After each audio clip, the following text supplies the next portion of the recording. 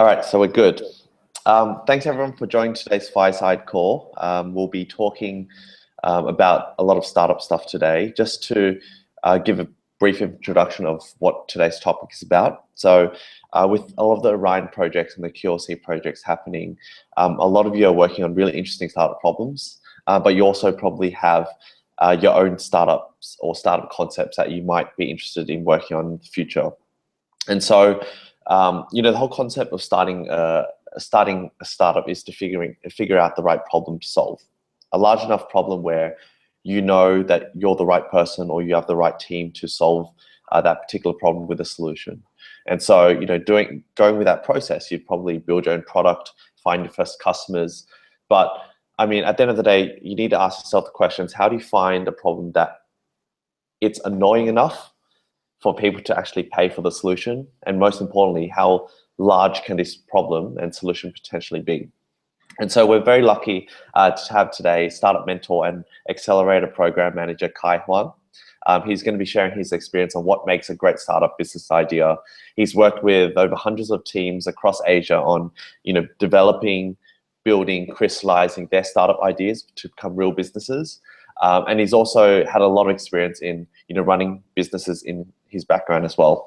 So what I'll do, as all firesides happen, we'll let him, share his experience, but we like to keep it casual. So I'll be bouncing questions. If you have any questions yourself, you can post on the left-hand side in our Q&A, and we'll be, answering those questions as we go. So over to you, Kai. Thank you so much, Will. Thanks for having me.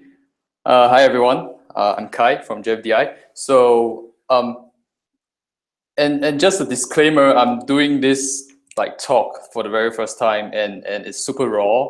And I really need your help to give me questions and feedback, so that it helps me to refine my content. And the reason I'm doing this is because I have been with JFDI for a year, and my work has a lot to do with helping JFDI to identify strong startup ideas and then recruit the teams into the program. So the content today is a reflection of what I've been through, the kind of questions we ask ourselves when we evaluate ideas, and a lot of them has to do with thinking frameworks. And because we get a lot of applications, it's not feasible for us to do market research and very deep research, due diligence into particular space. So these are very fundamental questions that we try to apply, and I would like to share this with you guys. If you can use it to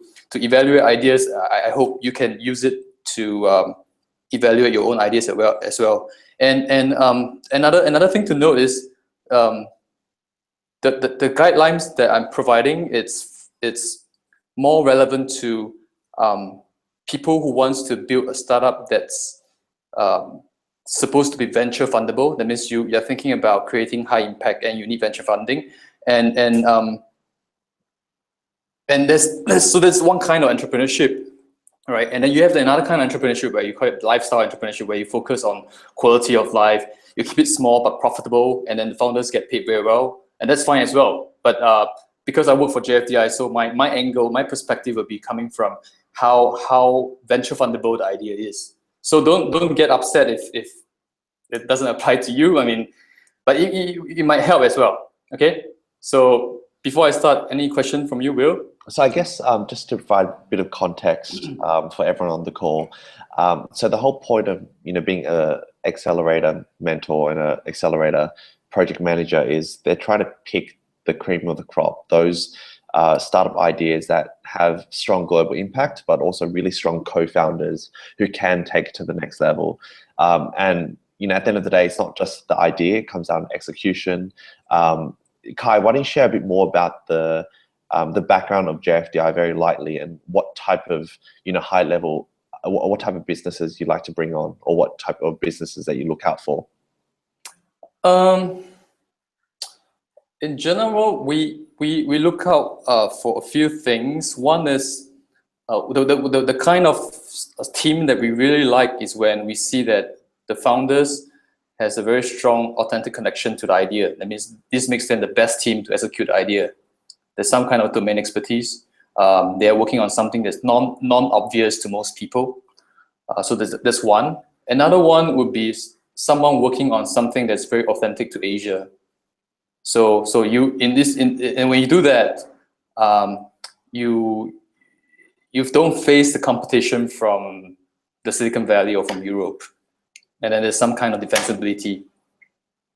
And of course, fundamentally, the business needs to be able to achieve economies of scale, right? It cannot be like a restaurant business whereby if you want to make more money, you need to open more restaurants, you need to hire more people, you need to have more outlets. So that's not economies of scale from a VC's perspective, right? And of course, the content that I'm gonna go through with you guys will cover some of these things. So shall we just start? Okay, cool. I actually have slides for this. So just give me 1 second to do a screen share.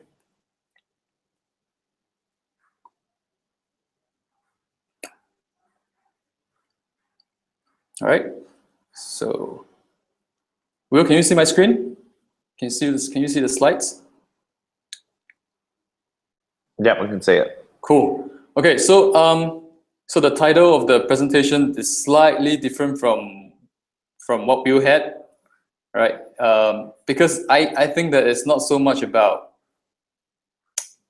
what's a good idea. I mean, if it's so easy to know what's a good idea, then I wouldn't be here. I'll be a billionaire by now. It's more of what are the things you can do, right? What things can do to identify the strong ones and kill the weak ones. Yep. And a lot of the ideas that present here, they are not entirely original. They are things that I read, the advices that I get from really smart people that I work with within JFDI and outside JFDI.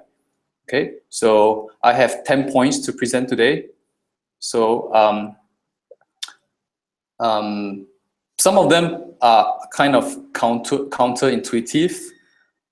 These are like thinking frameworks and mental hacks just to help yourself to be objective and to prevent any kind of self-delusion. Yep, that's how I would use these things. Okay, so the first thing you need to do is to really be ruthless about your ideas. You need to kill your ideas really, really fast, because human beings in general, we are creative. We indulge in the creative process. We have ideas all the time. Okay, it's easy to come up with ideas, but execution is hard. And in your lifetime, you probably only have the chance to execute 2 to 3 ideas, unless you start really, really young, like Steve Jobs. So I find that it's really important to kill the big ones really, really fast and focus on a few really big ones. Okay. How do you determine what's a weak business and what's a strong business? So the next 9 points is all about how do you kill your ideas. Yeah, but generally it has to do with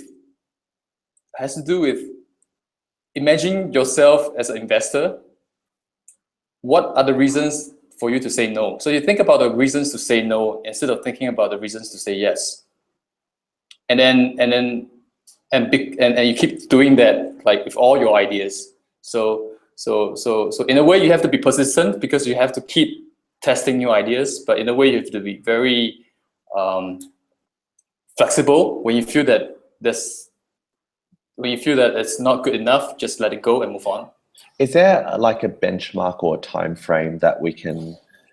I mean, when you talk about killing ideas fast, how fast is fast, right? I think why it resonates for me, Kai, is when I was back in corporate, I used to have a lot of ideas. I used to bounce around with my colleagues, and that would probably take weeks and potentially months in brainstorming, putting together really long business plans. But I guess ultimately, how does a first-time entrepreneur, or how does someone who wants to get into space, decide on when is it time to start something? Yeah. And when is it to, kill something?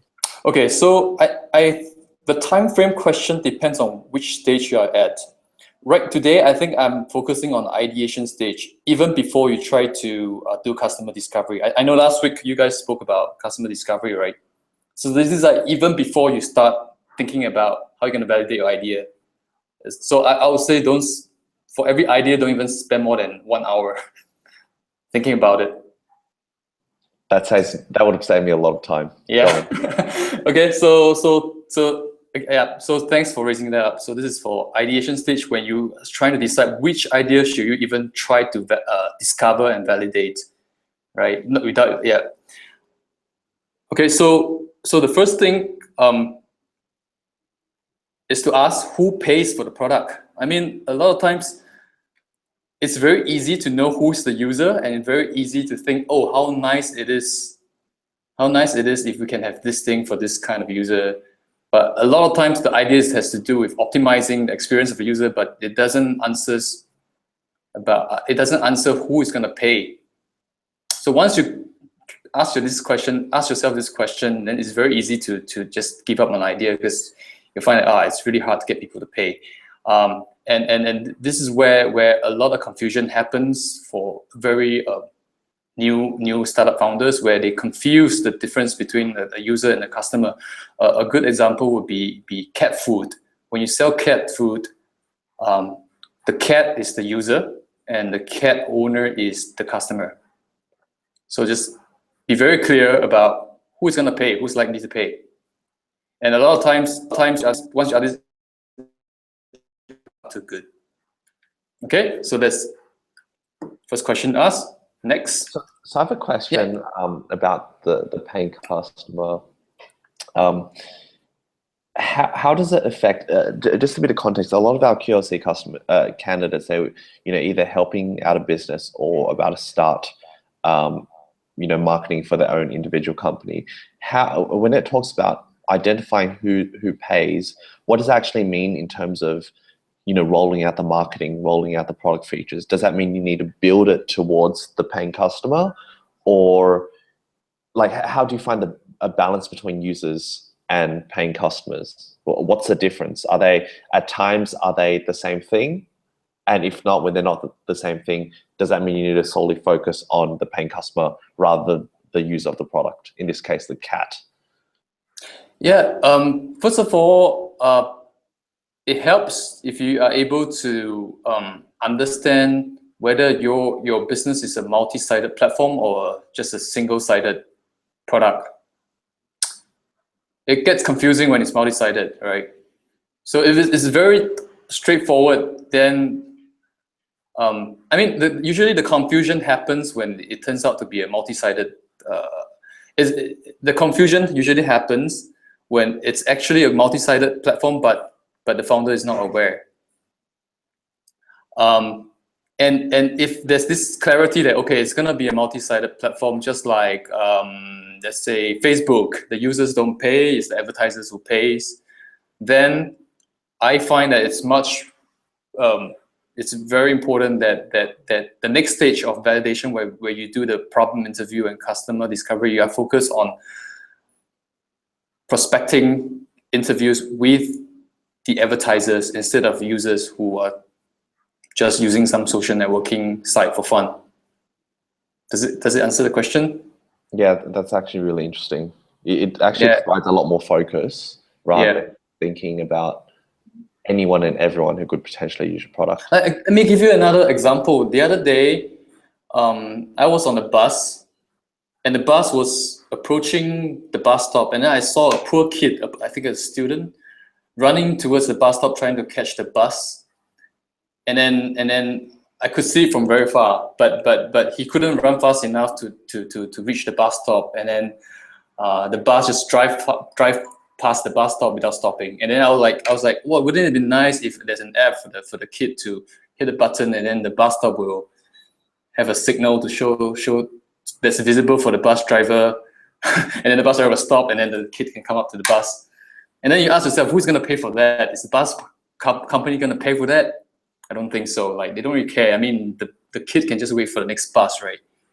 So things like that, like it's very easy to think about, well, wouldn't it be nice that we have something like that? But so that's just one example that happened over the weekend. Yeah, I think we also encountered the same, I guess, crossroads when we were building QLC. And I'm sure you would have remembered quite clearly, when we first started, building the platform, we used to ask the question, whose problem are we trying to solve? Because if we went down the traditional, jobs marketplace, the problem is the traditional paying customer is the company who pays for the job, the ad listing, and the recruitment fee.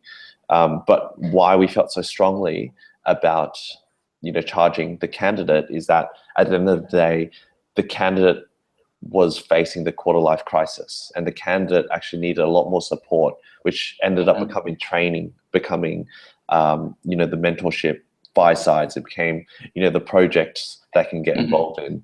So I guess the interesting thing is, ultimately when you come, when you find a really strong problem that you're passionate about, and even if it's not immediate that you can figure out who's the paying side, it's really important to keep focusing and really trying to discover which is your customer and ultimately what problems that you can facilitate and ultimately make money from them. Right. Yeah.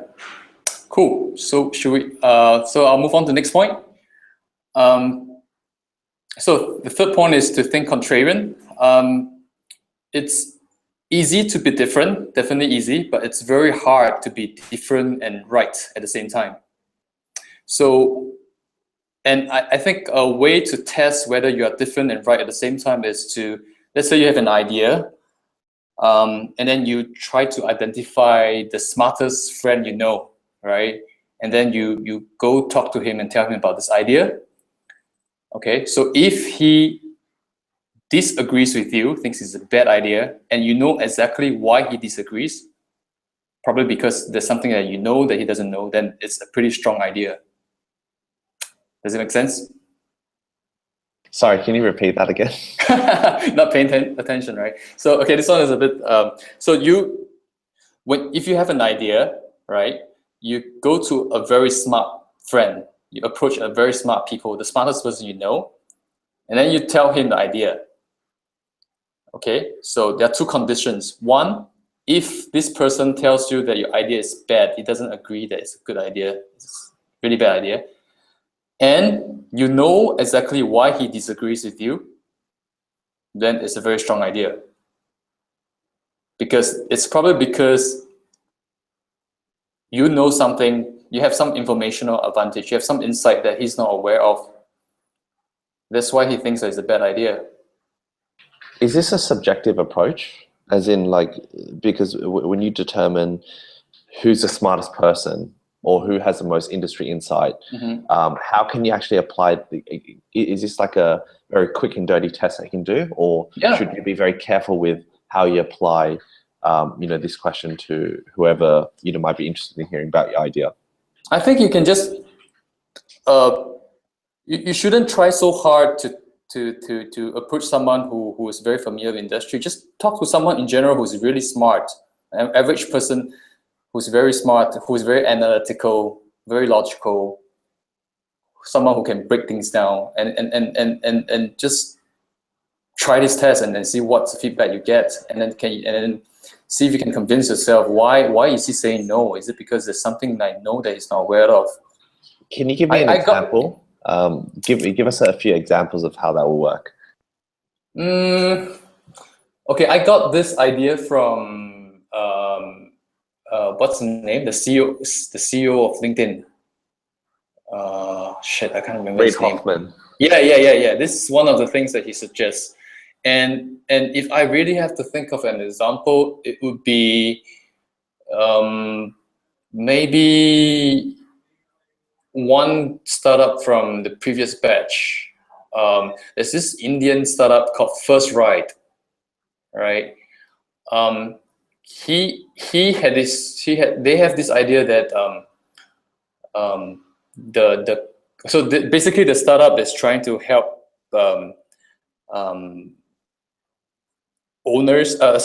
help customers to buy cars online, book test drives and buy cars online.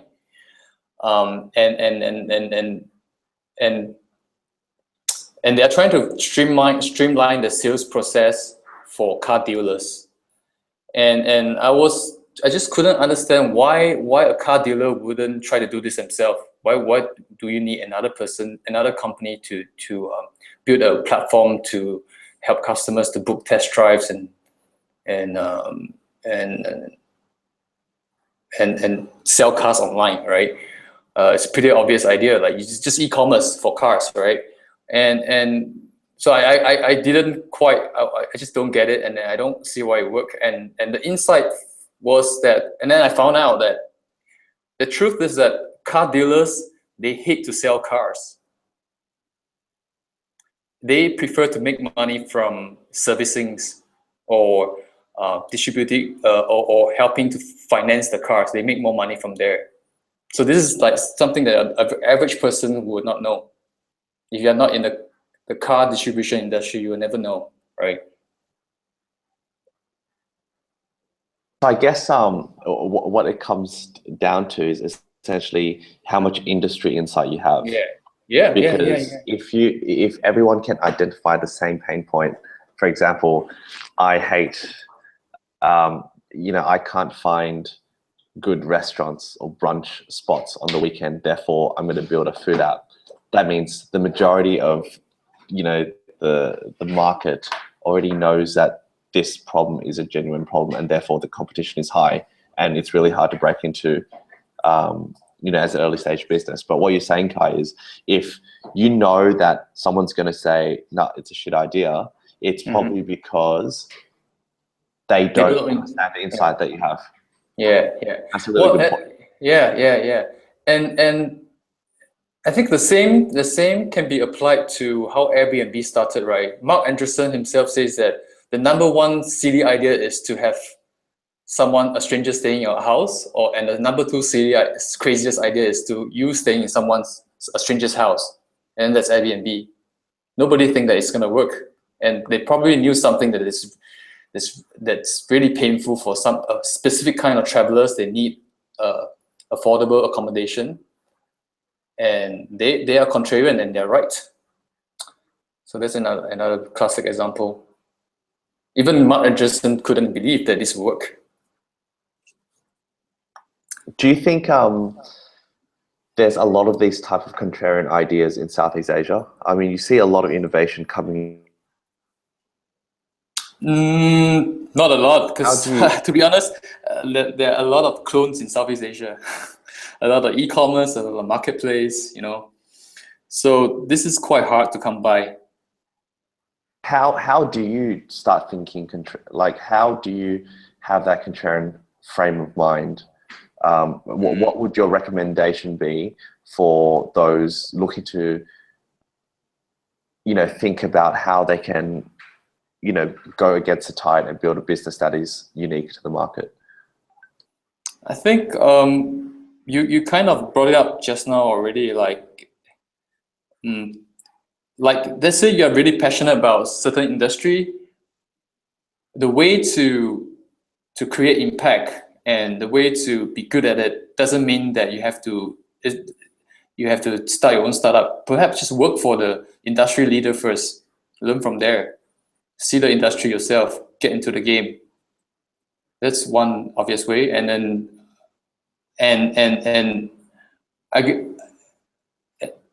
other than that, I guess it's really important to have the capacity to stay curious about things and have the capacity to develop passion for things, so that you really care about things, and then you dig deeper and deeper into certain topics. You get obsessive about something. That's when you find the non-obvious things, right? Yeah. So we have a question from Sanjeev, and he's asking, what do you do if they think your idea is good? So I guess I can also point out that when we initially pitched the concept, Sanjeev, with QLC, a lot of people thought it was nuts, especially the older generation, the post-millennial, who didn't understand that the millennial mindset is all about looking to switch careers, always looking to try something different. Why would you want to quit a safe and secure and successful 10-year job and travel around the world to meditate for 6 months? But then that comes down to the whole concept of early adopters. So it's not just, getting the right financial and mentorship backing, but having your first customers who truly believe that what you're doing is unique and is solving their problem. Can you comment on that, Kai? What happens if there are some people who think what you're doing is good? Yeah, I think you have answered it, because probably that person is an early adopter. It's quite a high chance that the person experienced the pain and what it's like. And well, the thing is, all these things are just thinking frameworks, and they are qualitative, subjective in a way. Today I'm presenting you a few ways to do this, and this is not the only way. So if you fail this test, then there's other ways for you to see if the idea is strong enough or not. So I hope that answers the question. Yeah. No, well, if there's more on that, Sanjeev, you can ask it, follow up at the end of this call. Kai, why don't we move on? Okay. I think this is pretty much quite similar to previous points. I apologize, the points that I'm making, it's not completely exhaustive and mutually exclusive, a bit of overlap, which is why I said the content is still quite raw.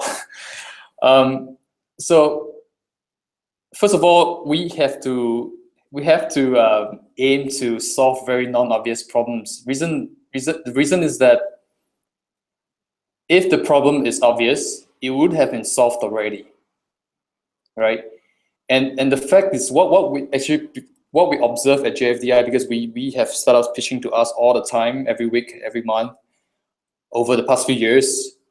What we see is that when the problem is very obvious, very common, it's very likely that it's attempted and failed repeatedly due to bad unit economics. There's no business model. So a lot of times a startup founder will think that, I'm the only one who's going to do this because no one has done it. And unfortunately, the most of the time, the truth is that it hasn't been done many times. It has been done many times and failed many times. And it has been done many times because it's too obvious. Okay. So again, this is very related to the previous point. Okay, I'll move on to the next question. Yeah, so why now and why you? The way to... The slides haven't changed over. It's still on slide 4.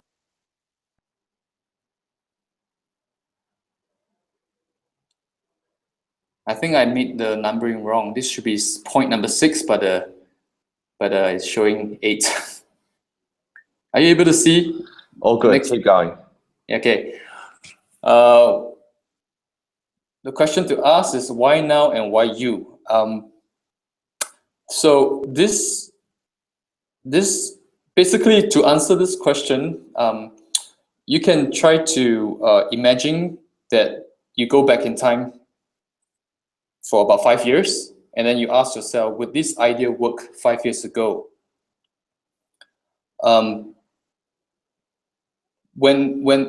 If the idea is possible 5 years ago, then probably this is not the best time to execute this idea, because it's already it's possible 5 years ago. Then if it didn't take off, that means it doesn't work, right? If you think that this is the best time to execute this idea, and you are the best person to execute this idea, there must be a good reason. There must be a good way to articulate what has changed in the past 5 years, or what have you learned in the past 5 years to make this the best time to execute the idea. And I think that that actually plays with a lot of geographical, economical, financial, political aspects happening in the world, right? Like, for example, there were a few career switching businesses that happened post GFC for the Gen X, working professionals. And you would have seen, especially in the US, that there was a very big trend of, ex-bankers, ex-lawyers, ex-engineers that ended up setting up their own bakery, setting up their own food restaurants. I guess it's the same thing. For example, you're seeing in Southeast Asia a very large inflow of e-commerce businesses just because, technology has really caught up. They're using they're buying the next billion iPhones, and the next, everyone's going on the internet now. And also the socioeconomic middle class is rising as well. So I guess, is this something that you always look out for when you're screening applicants or those businesses that apply to JFDI? Yeah. In fact, this is one of the questions in the application form, and we call this the trick question. So basically, you ask, imagine if you go back 5 years in time, would this idea be possible? And if the answer is yes, then we know that this is a weak idea. So we would like to hear answers like, no, it's not possible because blah, blah, blah. And usually you can you can separate the reasoning in two broad categories. One category is to come from the perspective of technological insight. Like you can talk about, because 4G, because of the 4G network and because of smartphones, then everyone is coming online even if they don't know how to use computers. Like for example, Twitter could work because of smartphones and mobile data, right? Without these two things, there's no way Twitter can work. And then the other part will be, you said those, we will call it the market insight, that has to do with a new kind of customer behavior that's happening. So so basically, there will be two types of reason to support why this is the best time, either from a technological perspective or from the market perspective or the customer's perspective. All right. Okay. Sorry, I got the numbers mixed up. Okay, so it's really important to ask ourselves, can an idea be cloned easily? And the best way to ask yourself this is to imagine yourself as a fast follower or a competitor. Like for example, if today you are, so the point I'm trying to make is that it doesn't mean that if you're the first mover you'll be successful. You look at MySpace and Friendster. They started social network, but Facebook caught up and dominate the world, right? So being first doesn't mean it's doesn't equate to success. There's really not much first mover advantage, right?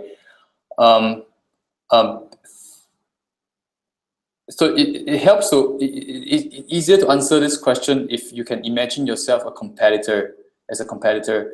Like it's like playing chess with yourself. Like for example, we always get a pitch that goes like that, like, oh, we are a discovery platform for professional young professionals to look for authentic experience within the city, right? So to execute this idea, probably the founder has to go around the city, find interesting things to do, curate, make sure the quality is good, make sure they're all interesting, and then try to write about them in a very interesting way, and then you start to list them on your site, on your app, right? And if I have to be a competitor, if I feel that, oh, this is a good market to go into, what I would do is after the website's launch, I would just go and copy everything, and then I spend all my resource on marketing to acquire users. Because the merchants, they will not care where their customers come from. They are not. There's no loyalty at all, right? So it's when you try to think about how you can attack yourself, right, as a competitor, then if it's possible for a competitor to just outspend you on marketing like that because they have more resource. They didn't waste so much effort on building up the content. Then it's probably not a strong idea. What makes a business defensible? What makes it? A few things. If we are just talking about software, because JFDI has only been working with software startups. The first thing is usually proprietary technology. If it's software, it's probably because of some proprietary algorithm that you came up with that nobody knows. It's quite hard to come by in this part of the world. Because nowadays, if you're building software, most of the time, if you can describe the software, you can build it. There's no, nothing is proprietary. Unless it's some special big data algorithm that takes years to develop, and with a lot one of the founders is a mathematician or rocket scientist. Then there will be some kind of defensibility in terms of proprietary technology. Okay, so if we talk about generic software where it's a site or marketplace, there's not much proprietary technology involved, then another way to build defensibility is to have a strategy to build network effects.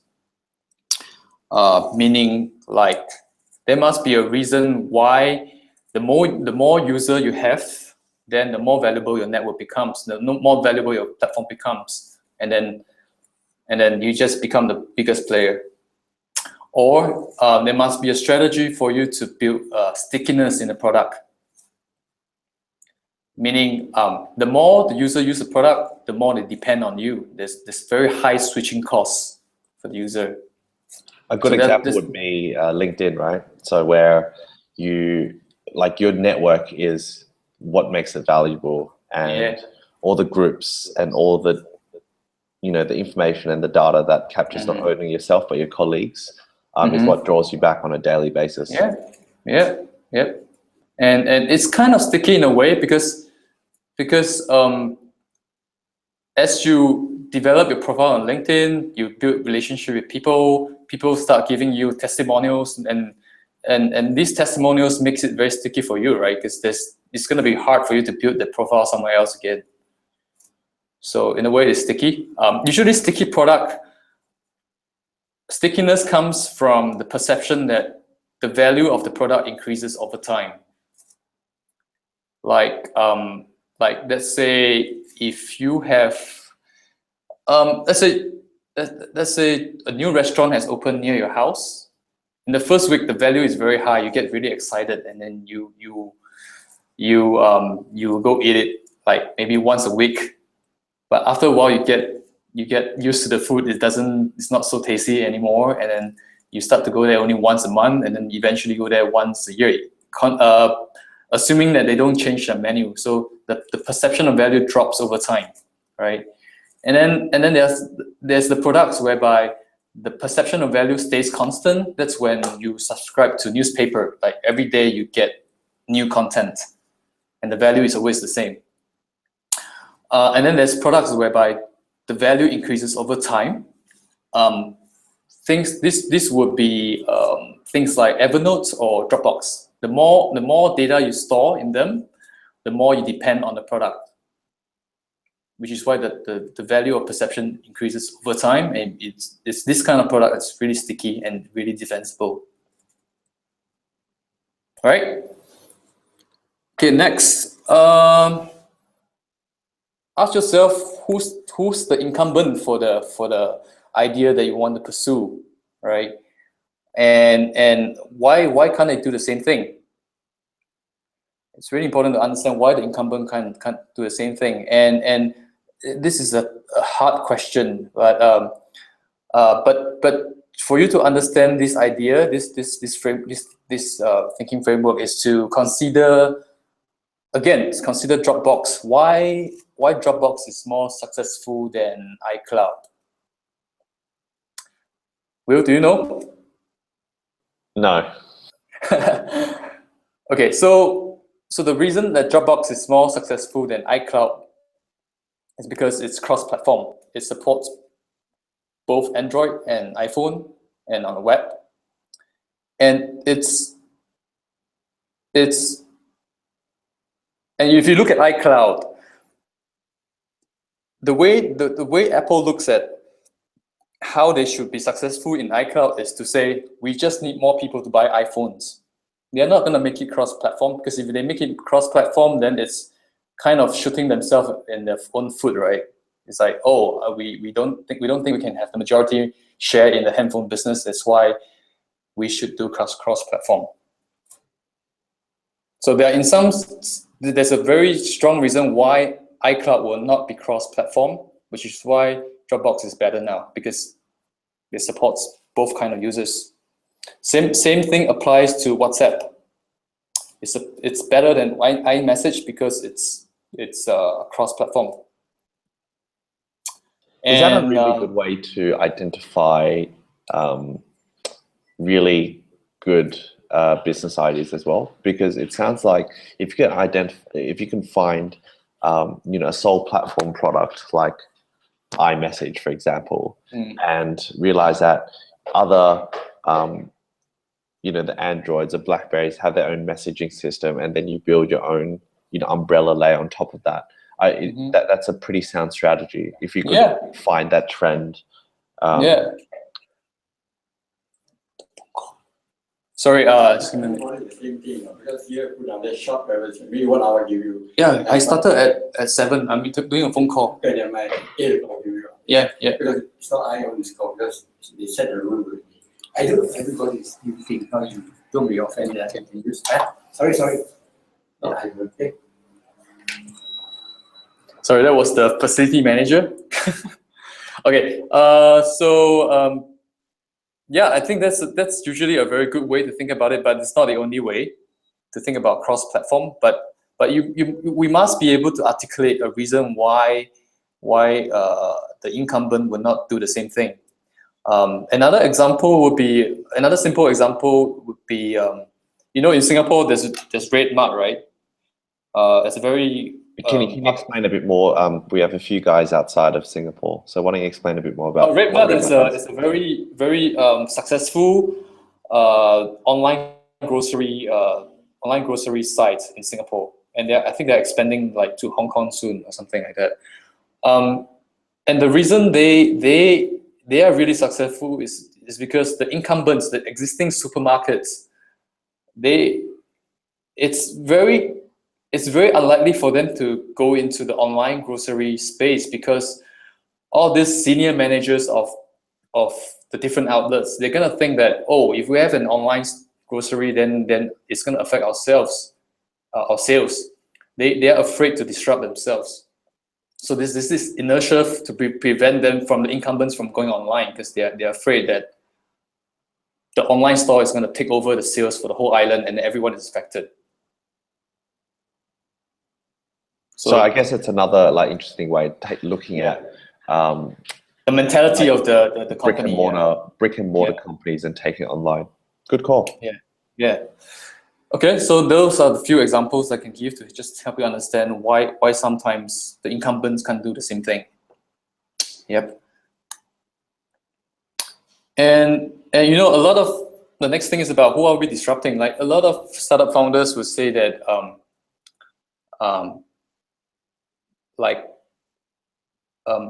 we're gonna do this thing really cool thing, and then we're gonna be very disruptive. But who are you disrupting? When you say you're disruptive, then you must know that you are actually pissing off someone. Who are you trying to piss off, right? Someone must be really mad at you if you are successful. So who is that person, right? And I guess again the best example I can give it would be Airbnb. They are really pissing off the hotel industry. And again, this relates to the previous point. Like it's impossible for the hotel to do the same thing as Airbnb, because the hotels have already invested in buildings of like concrete buildings of hotels. There's no way for them to go out and acquire hosts and disrupt their own business. And for them to get more sales, the only way is to build more hotels, and and that's a very costly investment for them.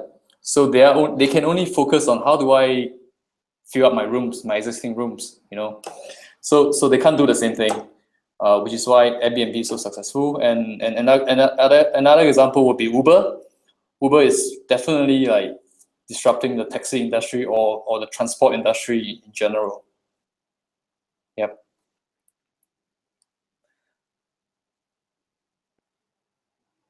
Oh, just going back to the previous one, just one more thing to mention about Uber, like it's the reason that it's valued so highly and it's so disruptive is because in the beginning it feels like, to most people it feels like it's just disrupting the limousine industry, right? Then after that UberX came out, and then it sounds like and then people think, oh, okay, Uber is disrupting the taxi industry. And then because UberX is so convenient and so cheap, and then people think, okay, it's disrupting the public transport industry, right? And it's people like Mark Anderson, right, who thinks that it's really, really disruptive, because his vision for Uber is that in the future no one will own any car. And if that vision is executed, this means that the whole automobile industry is disrupted. So as the startup execute, they must be disrupting and they must be pissing someone else off. That's basically the idea. Okay, so that's all I have to say for this point. And next is, how frequently is the product used? I welcome feedback and strong feedback regarding this, because I kind of see a pattern here, but I'm not very sure that it's right. I feel that for a product to be really successful, it needs to be used at least once a month. Unless you are in, because once you go beyond once a month kind of usage frequency, you move towards things like traveling, right? Like you buy flight tickets maybe just a few times a year. You book a hotel just a few times a year, and once you move beyond the once a month kind of frequency, then the value of the transaction needs to be high, which is why the more successful travel startups are usually has to do with flights and accommodation, because these are the two main costs when it comes to traveling. All the little stuff that's related to traveling is just not, the value is not high enough to have a very sustainable business model, right? So when it comes to product frequency, I mean, you have things like a chat application where you use like 50 times a day, and then you have probably things that you use once a week. Can't think of an example for that. Maybe Uber you use a few times a week, and then probably an e-commerce site, a fashion e-commerce site, is something that you use once a month or a few times a month, or online grocery you'll use a few times a month. So these are very good businesses to be in, because the frequency is there. Yeah, and like, for example, like, can you imagine a very successful business that's being used once a year? You can't think of any. It's quite hard. It's quite hard, because usually when the frequency is not there, it will still remain in the traditional space. It will not be a very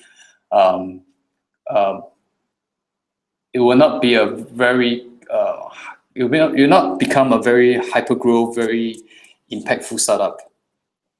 So what would you recommend? I think you were just about to say it. So what would you recommend for those who are interested in getting into like the wedding space, for example, even the career space, recruitment, people are going to be switching careers every couple of years. Like, what's your recommendation on those type of businesses, rather than over the high frequency, Yeah. low revenue businesses like Uber. Yeah, I'm not saying that it doesn't work. It's just that you really got to be careful about the transaction value. Once you go beyond once a month, and the revenue model must be very strong and must be high enough for the whole business to make sense. Which is why recruiters are making a lot of money, because they're still doing this offline. And well, like for example, the reason that wedding services is so expensive is because the frequency is really low, and bringing it online doesn't really mean that that the service provider is willing to lower the cost. It doesn't make it cheaper, because they know that the frequency is low. They need to exploit this, and the way to exploit this is to, usually in Asia, I'm not sure about the rest part of the world, if you want to sell something expensive, you sell it face to face. You don't take it online. So I'm not saying that it doesn't work. This is very challenging, very, very challenging if you are trying to. Which is why, Will, I guess you guys were really facing some challenge when you're trying to position yourself as a recruitment business, because this doesn't happen so quickly, right?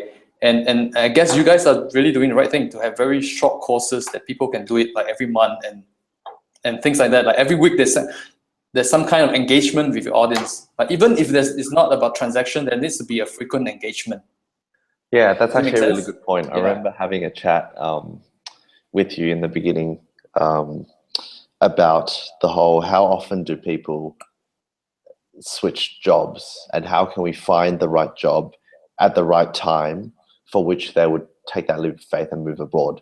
And so you take that problem and that headache of thinking, shit, you know what, how can we find the associate who hits his third year and switch him to another job? So what we ended up doing, for everyone on the call, we decided to tackle a much larger market, which is those who aren't switching careers yet, but always scouring on job forums, always looking for travel opportunities on Skyscanner, and building a service around, just like having this call, having this Fireside, making sure that, you're constantly learning about different things. So that actually became a really good decision for us to move into the short-term projects, because at least people can commit to a transaction or get involved with our business in a much more frequent way. Yep, exactly. Cool. Okay, the last one. This is a tough one. Can we be the choke point? This has to do with thinking about the end game. How do you monopolize a space, a certain part of the value chain? I would say this is something that probably it gets clearer as you execute the idea, but then if you're able to think about this right from the start, then it's pretty compelling. Will, are you familiar with this term, the choke point? Is this new to you, or? It's pretty new to me. Okay, so the best way to explain this is to use some example, like think about Samsung, right?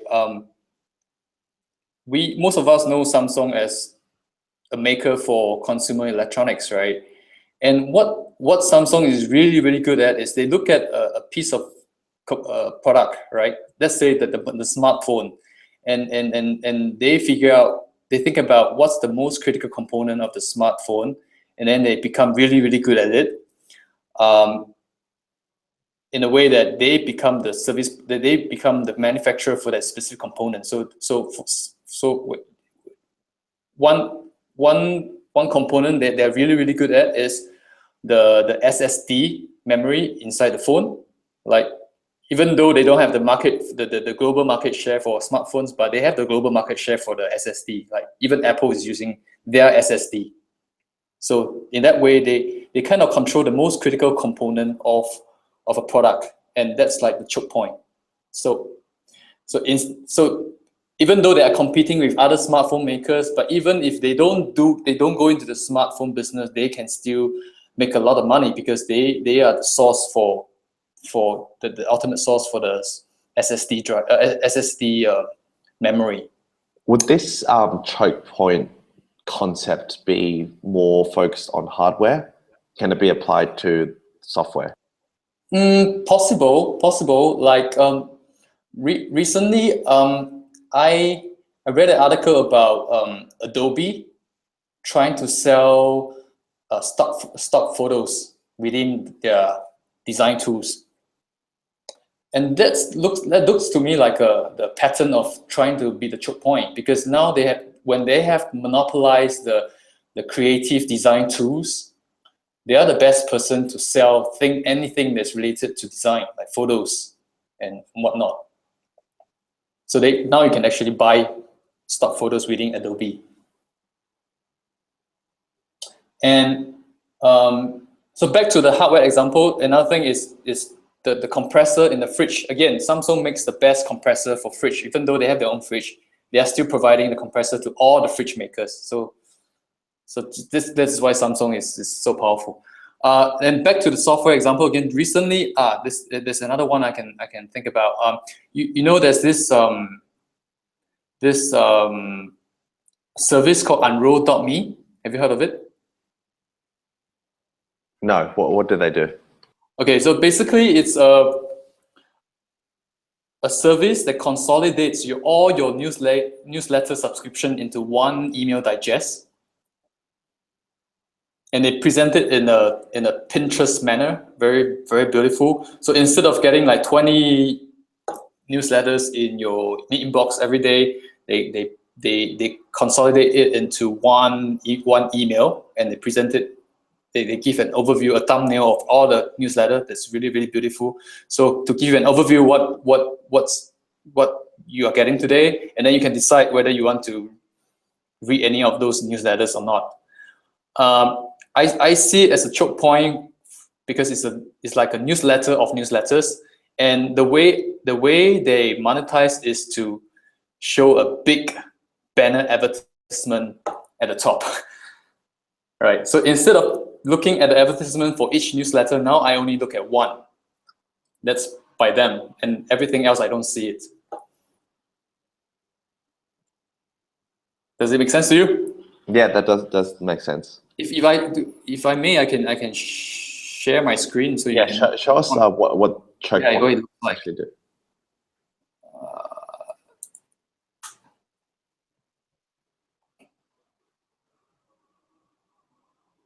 Do you see my Gmail now?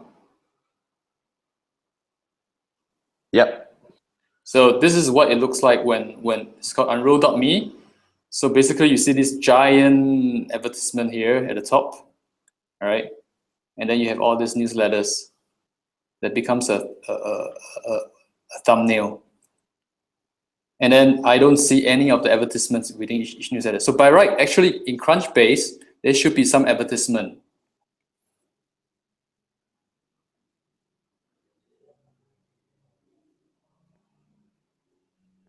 So do they do a lot of the curating, or is it automatically pulled from the newsletters? You can. It's based on your subscription. They will scan through your Gmail account and then tell you what you have subscribed to, and then you can decide whether you want to unsubscribe or add it to a roll up.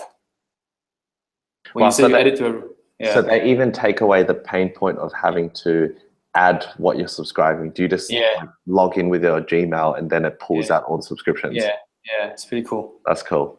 So we have a question from Alex. So he asked, Alex, do you mind clarifying? So you just said be the choke point of other companies, ? Do you mean, how can you become the choke point for businesses versus consumers? Is that what you mean, Alex?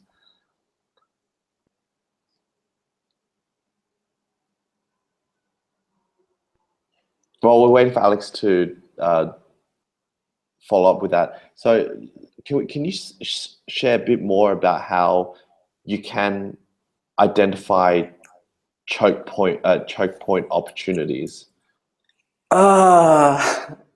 It's really hard. So I just said this is going to be a tough one. Looking like on hindsight, it's always very obvious, but I would say usually it happens between a service. Usually it happens between a service and the direct customers. So you try to find a choke point in the distribution channel, or you try to find a choke point between the service and its vendors, the suppliers. Does it make sense? You kind of have to map out who's the company, who is the like map out the stream, like who is in the upstream, who is in the middle stream, who's at the end of the stream. Like map out the value chain, and then figure out like which part of the value chain would be a choke point. Or you can look at a very competitive industry and think about what can I sell to this industry. Like for example, now the sharing economy is really popular. Like there's like marketplace, all sorts of marketplace for freelancers, for design, for transport or whatnot. And then perhaps the choke point is to offer a way to help these people to do their accounting, because maybe the way to do accounting for freelancers is a bit different, or the way to report a tax is different. Instead of launching another platform to do freelancing, you trying to find a way to serve the freelancing market. Yeah, so just I think it takes a bit of creativity to do this. I don't think there's a specific way. It would be much easier if I know.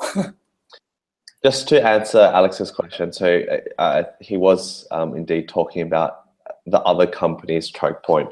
So again, Alex, it really depends on the type of service that you're looking at. Yeah. Is it, whether if it's a software as a service, B2B, or a business consumer product, it's essentially, understanding, like Kai said, understanding the end-to-end process and finding which parts you could potentially slot in. One example for QLC is we're seeing a lot of corporate interviews. So an opportunity that we've actually identified within the corporate space is there's a lot of companies, especially large MNCs, who do the whole interview process where they would have quantitative and qualitative interviews.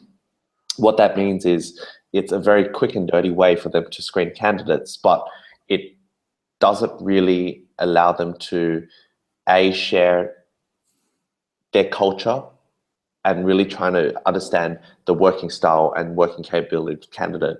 So where we would actually slot in is in between the automated test that you'd be getting all the way to the interview. So again, it's really essentially understanding the value that your business provides or the startup that you provides and the pain point that they have, and figuring out a very creative way to fall into that process. Right. Yeah. Yep. So those are the 10 points I'd like to make, and I guess the way to use this is perhaps maybe you can start to come up with a scoring system to decide, okay, if we answer this question well, then we give it 1 point, and I don't know, maybe the version 2 of this presentation will be a scoring criteria. Yep. So just a bit for bonus, like what to do if you don't think that you have a strong idea. I don't have a magic answer for that, but I think the best quote I have heard, a quote that's very relevant to this question would be it's by Gandhi. Might sound cheesy, but that's really what I believe. Like, the future depends on what we do in the present. You just can't sit there and think about ideas for the future, right? You gotta like develop some kind of domain expertise, be obsessive about certain things, understand the value chain so that you can identify the choke point, and it really helps. It really helps if you can focus on learning to build things like design and coding. All right, all these things prepare you for a big idea, and also So three main things, right? Learn three main things you can do before you have a strong idea. Learn to build things like doing design and coding. 2, build relationship with people you admire, because these people might be potential co-founders who can compensate your skill sets. And the last thing is to be able to develop capacity to be passionate and curious about things. So this helps you to be obsessive about things so that you care enough to understand the non-obvious insights. Yep, that's all I have to say. Well, we've run over time, but thanks so much, Kai, for having today's call. What we'll do is, if there's any other questions after this, you can post it onto our forum, and I'll also be sending through details on Kai's background if you have any more questions. But again, thanks so much for hosting today's call. Really enjoyed it. Thank you for No worries. Thanks everyone. time. Talk soon. Okay, bye-bye. Bye.